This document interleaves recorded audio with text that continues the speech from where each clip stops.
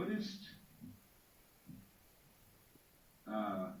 monk, sometimes called a Shramana, S-R-A-M-A-N-A, Shramana. This is closely allied to the word shaman. And a shaman is the holy man in a culture that is still hunting. It isn't settled, it isn't agrarian.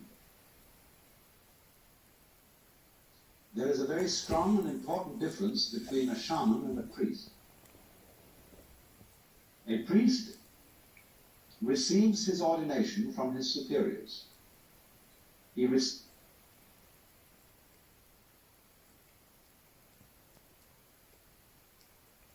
something from a tradition which is handed down. A shaman doesn't. He receives his enlightenment by going off into the forest by himself, to be completely alone. A shaman is a man, in other words, who has undergone solitariness. He's gone away into the forest to find out who he really is, because it's very difficult to find that out while you're with other people. And the reason is that other people are busy all the time telling you who you are, in many, many ways. By the laws they impose on you, by the behavior ruts they set on you, by the things they tell you, by the fact that they always call you by your name, and by the fact that when you live among people you have to be in a state of ceaseless chatter.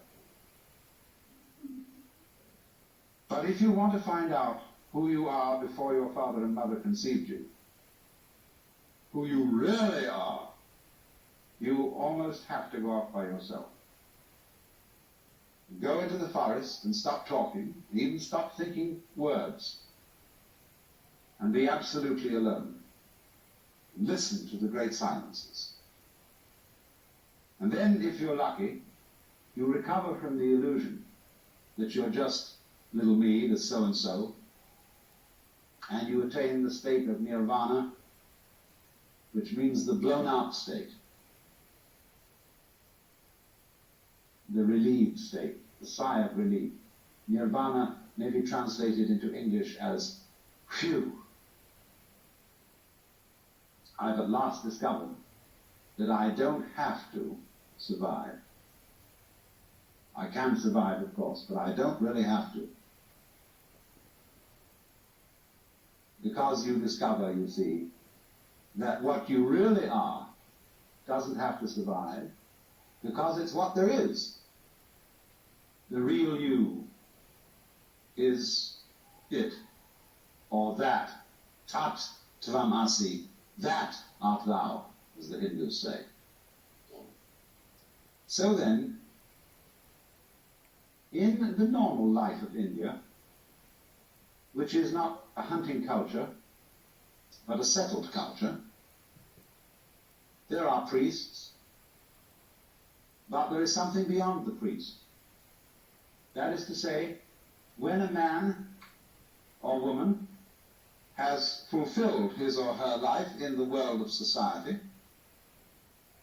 it's the normal thing to do for a person to quit their status in society and become what's called a forest dweller. That is almost, you see, to go back to the hunting culture.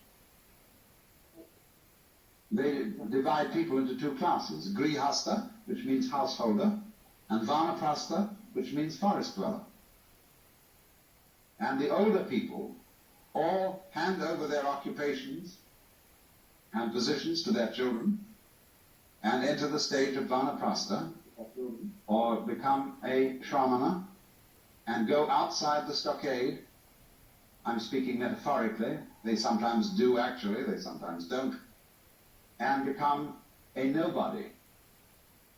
They give up their name. That is to say, the label which designates who they are in terms of caste or class. They become unclassified people. That's why, strictly speaking, you see, Hinduism and Buddhism are not religions. You can classify the religions. You can say, what's your denomination? Baptist, Methodist, Catholic, Presbyterian, Episcopalian, Quaker, etc., etc., etc., you see. But strictly speaking, a Vanaprastha, a Shramana, has no label. He is an unlabeled bottle. So, in the time when the Buddha lived, about 600 BC, the Hindu system had become somewhat decadent. It isn't altogether clear what had happened to it, but it is certain that it did seem in some way to be in need of reform. And so there were many reasons for this.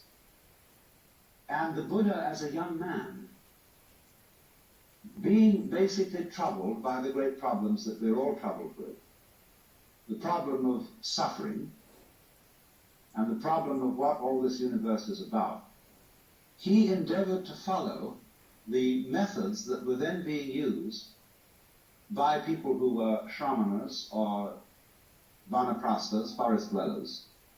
And at that time, it's very apparent that the main method that these people were using was an ascetic discipline. Starvation, very arduous meditation practices, probably self-flagellation and things of that kind.